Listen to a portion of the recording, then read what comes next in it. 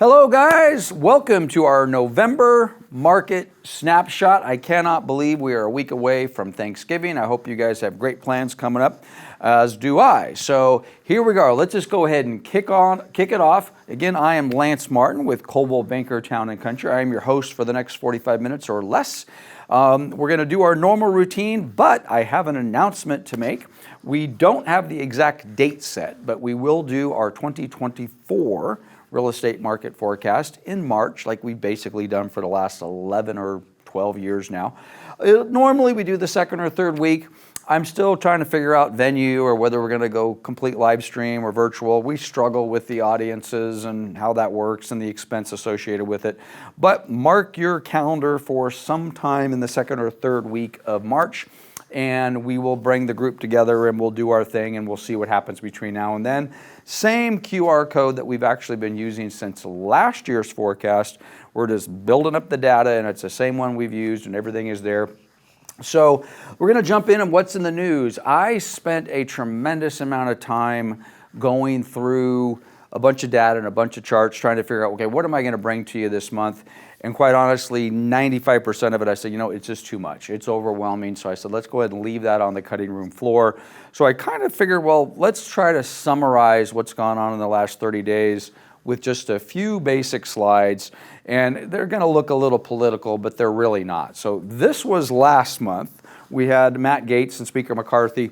I think that whole thing was going on right on the day we shot the snapshot. So here we are this month.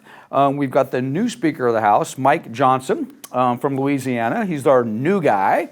And what happened from a political standpoint? Well, last night, which by the way, today is November 17th, depending upon how quickly Adam gets this turned around, maybe we'll post it tonight, maybe we'll post it over the weekend, we'll see. But last night, which would have been November 16th, President Biden signed the continuing resolution pushing this two-part spending bill, something new. Apparently it was big and never been heard before, and after a few days, it passes the House, passes the Senate, and President Biden signs it, which basically pushes our budget negotiations into January. What does that mean? I don't know, but they did what they did. And then we came out this past week, the last couple of days, along with some news from the prior week. And October inflation report, inflation moderates, things are cooling faster than expected. The number goes down to 3.2 in October. This is a headline from the New York Times. I could have pulled up 30 other headlines. Stock market's static. What's going on? Well, I don't know what's going on, but what happened almost immediately thereafter is, I don't know if that font is very good, but that says rates improve. This is our 2-year chart from Optimal Blue. This was as of yesterday. And our 30-year mortgage rates improved. 30-year mortgage rates basically follow the 10-year bond. We don't talk about the 10-year bond here a little bit, but I seem to be obsessed with the 10-year bond because that kind of tracks where we are with rates. And quite honestly, a lot of you folks, whether you're a buyer or, well, maybe not so much a seller, but if you're a buyer, you track the 10-year bond and you don't even know it. Because if you're following interest rates, that's kind of what tracks this whole thing. So rates have improved. They were very ugly a couple of weeks ago in between last month's forecast and frankly, even a week ago. We were at rates well above 8%, well above 8%. And our videographer, Adam, and I have had this side bet going on for over a year. Are we ever going to hit 10%? I thought there was no chance on the planet we would even come close to 10%. And then I got to tell you, man, about a week and a half ago, I'm like, well, geez, maybe I'm going to lose that bet. Because we were certainly knocking on the door of an 8.5% interest rate, and depending upon a whole bunch of things, it's like, where are we going to go? But that seems to have been the trend, quite honestly, for certainly the last 9-10 months, is we get a little bit of news, generally bad news.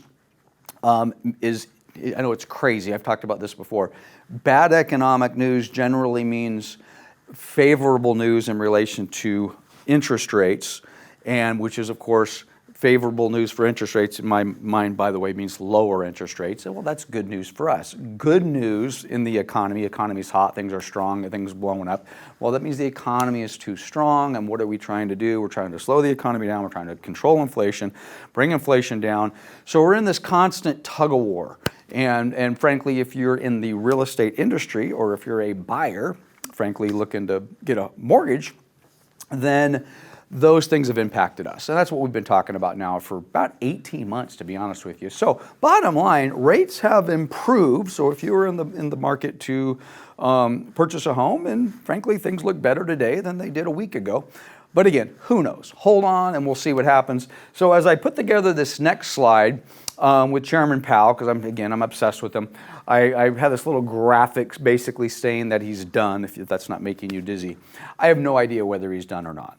You know, there is a lot of folks out there that basically follow this, and there's actually this indices that basically say, are the Feds going to raise the rates? Are they going to lower the rates? What are they going to do? And the people betting on the Fed continuing rate increases has gone almost to zero, like 7%. And there's a lot of folks out there that seem to think, hey, we're going to basically be higher for longer. We're going to have these higher rates, but we're not going to necessarily see any additional rate increases at the Fed level. And then maybe even next year we'll start to see our first Fed funds decreases, which again tie into the bond market, which ties back to us. And it's a lot of confusing stuff. To be honest with you, I don't know. I honest to God don't know. And the people I've been trusting for a while said by this point in time we'd be sub 6%. Or certainly by the end of December, we'd be sub 6%, maybe in the low to mid 5s. Well, we're not there. So all of those folks that I've been trusting and looking at, which are smart dudes, and they look at this stuff every day, well, they've been wrong. So is the Fed done? I have no idea. But things have improved a little bit as it relates to interest rates. So let's get into the numbers here, because for the middle of November, the week before Thanksgiving, there are generally some things that make me a little happier than I was before. And as you guys know, I get a lot of criticism on these. Well, I don't know if you guys know that, but I get a lot of criticism behind the scenes, because sometimes my little forecast here can come across as negative.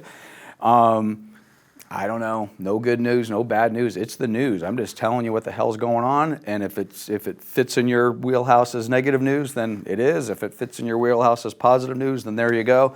So there are some things that I think are a little more hopeful out there, depending upon who you are. And again, I'm going to be selfish here for a minute. In a real estate owner, operator, broker owner, which by the way, I took a minute to throw that little turkey graphic up there. So again, happy Thanksgiving next week.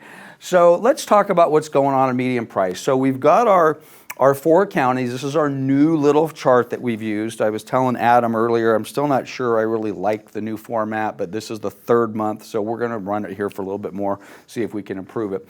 So we've got a little bit more detail on the following charts, but this is our 5-year chart. The red top bar is Orange County, below that is Los Angeles County, the green bar is Riverside County, and the grayish bar at the bottom is San Bernardino County. What we're looking at here is median price, 5 years. We've got 2 red arrows, which represent Orange County, median price down a little bit, and that's from September to October. San Bernardino, median price down a little bit from September to October. And guess what? LA County, it looks like it's flat, and it is flat basically, but it's up just a smidge. And then Riverside County. Both of the Riverside and LA County saw median prices increase from September to October. Is that a big deal? I don't know if it's a big deal, but I got to tell you, it's not necessarily normal. For even with all of these price increases we've seen, you'll see these little dips down over the years, and these little pullbacks in price generally happen this time of the year. It's not unusual for us to see a little pullback in price. So we have 2 counties with the prices up. Well, is that a supply side? Well, probably fewer prices, but it's not an interest rate issue. So what does this look like? So LA County is $940,000 median. Orange County is 1.26. By the way, I think I mentioned this last month. There was an error in one of my charts. I checked the wrong box.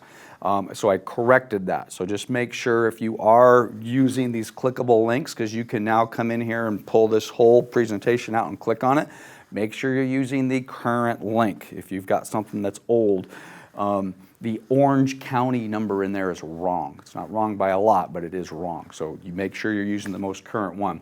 So LA County is 940, Orange County is 1.26 million, Riverside County 605, and San Bernardino 505 medium. And again, with increases in LA County and Riverside County, and slight pullbacks in the other two counties. So this is what they look like. This is a similar graphic to what I did before, but the year over year numbers, that's a 6.2% increase year over year. That's October to October. For LA, an 11.2% increase year over year, October to October for Orange, 4.3% in Riverside, and basically flat, 1% in San Bernardino. But all of those year over year, October to October, prices are up from this year to last. So I highlighted this one last month. I left my little circle graphic on there only to kind of say, last month, if you watched the video, I said, well, it seemed like the last normal year that we kind of had, and I don't know if anything qualifies as normal, was 2019. 2020 and 2021 were certainly COVID, right in the middle of it, crazy appreciation. 2022, last year, we just kind of a little bit of the hangover associated with it, and now I kind of still feels like we're kind of coming out of that hangover. And by the way, we're pushing 18 months of a transitional marketplace, if you will. So those are our prices. This is the 15-year chart. Again, if you're a junkie with this just gives it to you. You can click on that. You can go back and you can track all 4 counties 15 years back and track where those numbers are. Supply and demand. This is where I have a little bit of hope that, oh my gosh, maybe things are going to start to improve a little bit. But improve for who, Lance? Well, how about improve for me, okay? One of our challenges is, as a real estate broker, owner, operator with agents, we need transaction volume. One of our challenges has been we just have not have enough transactions. The listing count is down, et cetera, et cetera. You've been hearing me whine and cry about it now for quite a while. Well, this is new listings, and LA County, more listings in October than we had in September. Riverside County, not a whole lot more, but more listings than we had in October than September. And then, of course, unfortunately, San Bernardino and LA County have kind of hit that downward trend, less inventory. So a couple of green arrows in October for listing increases, not a bad thing, okay? And I'm not going to do this, but if you go back and you click into this chart, you can generally see listing inventory generally goes down in July, August, September, October, November, and it doesn't generally go up between September and October, or doesn't generally go up between October and November. But I think we're seeing this, quite honestly, because the inventory levels have been so low. So there's this theme out there, if you will, if you follow this sort of stuff, that we may have just kind of hit the worst case, not the worst case, we may have hit the worst of our inventory challenges. We've been dragging around the bottom so low, that seasonal dip that we normally see during, again, Thanksgiving. I listed myself and Drew and Drake, the Martin Group, we listed 2 properties yesterday, okay?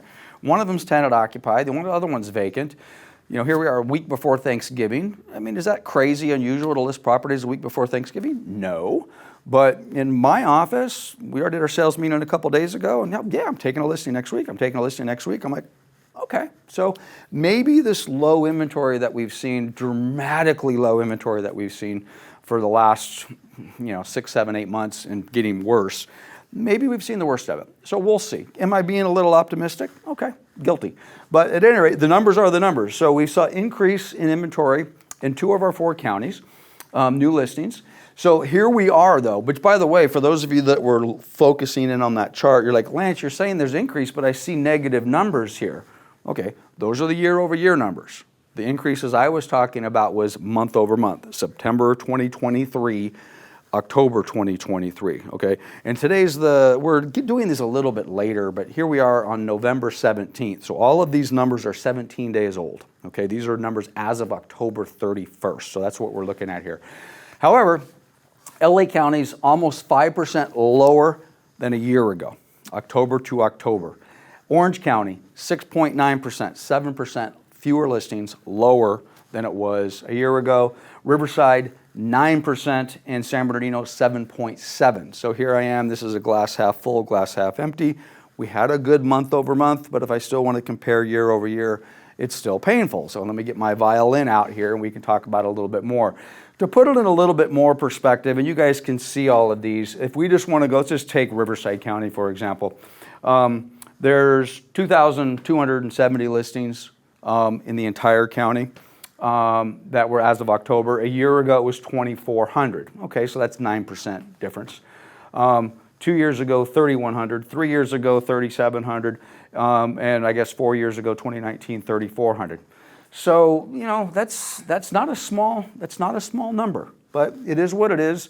And as you go back and you compare those, depending upon what area you're looking at, the numbers are still down. So, but month over month, maybe we've troughed out here a little bit. This is the 15-year chart, same exact data. You can take a peek at it and you can just go way back. This was, I think, a month or two ago when I started using these charts instead of the charts I've been using previously. This is kind of like my EKG. It is crazy how all of this stuff tracks, certainly the last 10 years. This is kind of 2008 when things were going a little crazy and listings were nuts, but they were all distressed and ugly and nobody wanted them. And then we kind of settle into, I can't believe I'll say normal, but let's just call this a more of a normal market. But just if you just focus on that top line, which is LA County, they all generally follow the same, up and down and up and down and up and down and up and down. And this is just where we've been. It's just been brutal. But again, there's that chart for your information. Pending sales. Now, this is an interesting one. I'm going to spend a little bit more time on this chart than I was before. But as you can see, I don't think I put any arrows on this one at all, did I? No, I didn't. Let's back up. So I didn't put any arrows on this. If I was going to put arrows on this, they all would have been down, okay? So basically, all of the counties sold fewer houses in October than they did in September. But again, it's not necessarily that big of a deal. Let me rephrase that. It's a huge deal, but it's not necessarily surprising because we generally do that. We generally sell fewer houses in October than we did in September. So this is what those numbers look like, though. And this is, again, here's the painful part. Here I go again. 21% fewer sales in LA County year over year. 13 in Orange County year over year. 5.7 in Riverside. Frankly, we do a lot of business in Riverside, so I like that. It's a little bit better. Why is that? Well, okay. How about price point? Riverside County is a lot more affordable than LA and Orange County, so maybe we're starting to see that, you know, break away from the trend because obviously 5% fewer sales is a heck of a lot better if you're in my world than 13 or 21% in LA or Orange County. Having said that, you know, higher interest rates impact everybody, you know, and an affordability issue, if you're an entry-level buyer or maybe even a move-up buyer in LA or, in Riverside County, well, you still got the same challenges as somebody in LA or Orange, even though your price point's different. But anyway, the transactions of the pending sales, you know, they are what they are. They are down. There's the 15-year chart for that, and this is what I wanted to kind of share with you. I'm at the risk of messing up my presentation because we're going to click into this live. This is the same exact thing you guys can do at home if you want. So follow the link. You'll go to this chart. You can come click on any ones that says click here. You can click on. So I'm going to click on this one. This is going to take us into this live data, and on these pending sales, this is kind of what I wanted to share with you. I was playing around with this earlier with Adam. So as I hover my mouse over here, you'll see all four of the counties are popping up with numbers, and I want to focus on the downtrend here. So you've got LA, Orange, Riverside. You know, I'm not so much looking at the numbers, but what I want to share with you, if I go back, which by the way, that's October. I'm just going to drag my mouse back a little bit.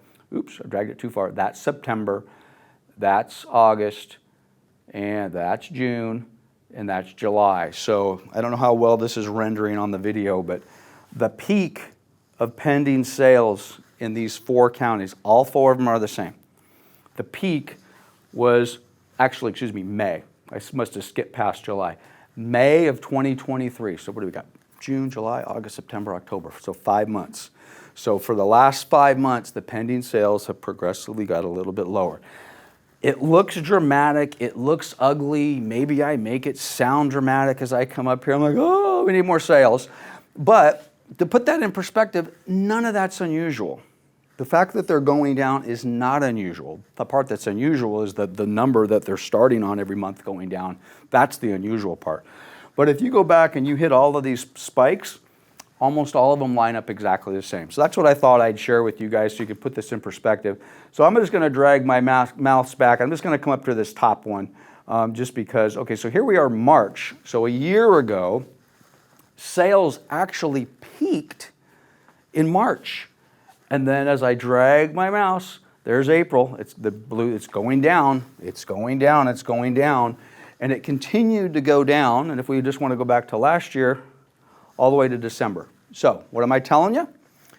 If you follow these charts, which I do, this is down. Well, what's going to happen next month? It's going to be a little bit lower, which is going to be the November numbers. And then what's going to happen the following month? It's going to go a little bit lower, which is going to be the December numbers.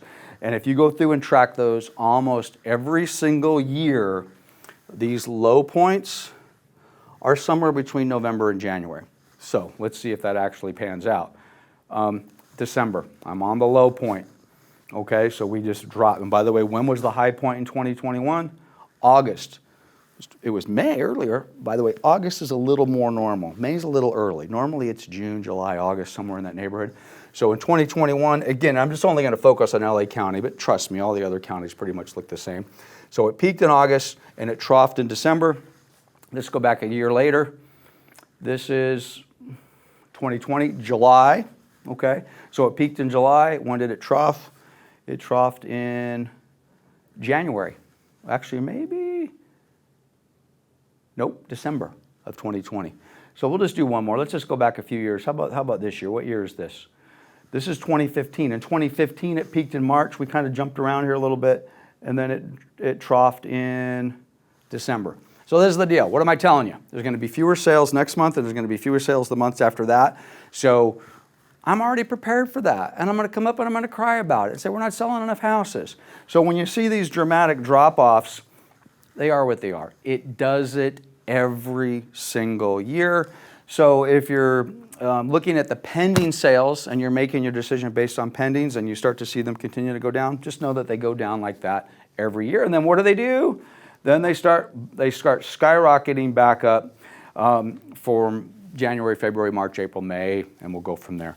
So I just thought I'd share that with you. So if you're looking at the pending sales stuff, like I say, it is what it is. It's not necessarily overly shocking. Having said that, if you're in my business or if you're a buyer trying to buy, there's just fewer homes to choose from, and there's fewer transactions going on.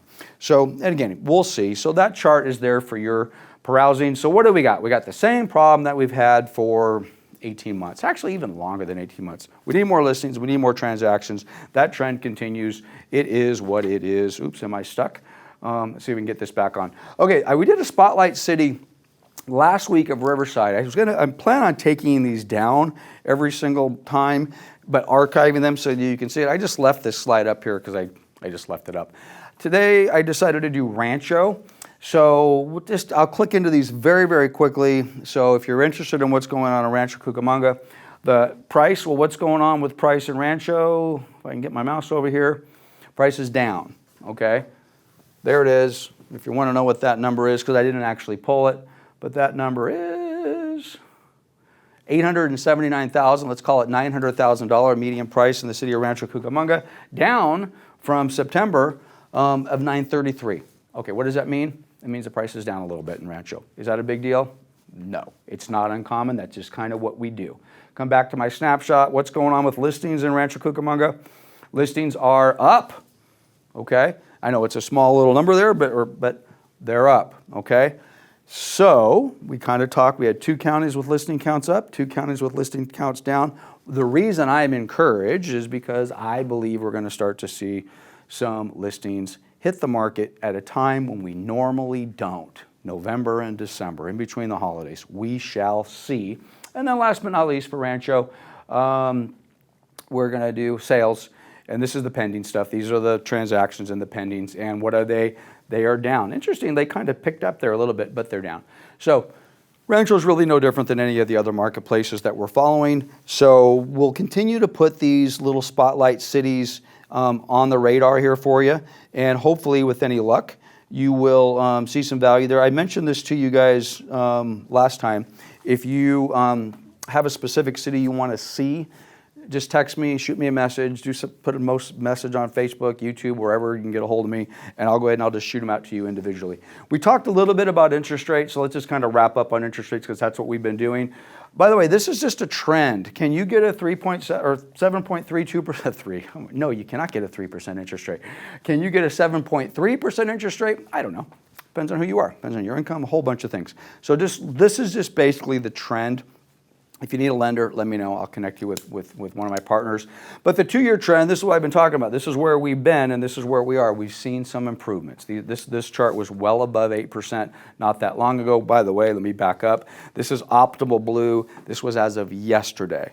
Optimal Blue is, you can Google them. There's nothing special about it. You can find them. I've also been using Mortgage News Daily. I really like Mortgage News Daily. You'll probably start to see some stuff from them. And this is just the plain old Google search that I did. Exact same thing, $500,000 loan, 20% down, 750 FICO, similar but a little bit higher number. So again, if you're in the market for that, keep an eye out for it. Our market forecast is coming up in March. I'll have the date when we get together next month. And anyway, have a wonderful Thanksgiving. Thank you for coming. And I realized I forgot to change that to November. That should say thank you for our November 2023 Market Snapshot. So until next time, have a great holiday. We'll see you in December.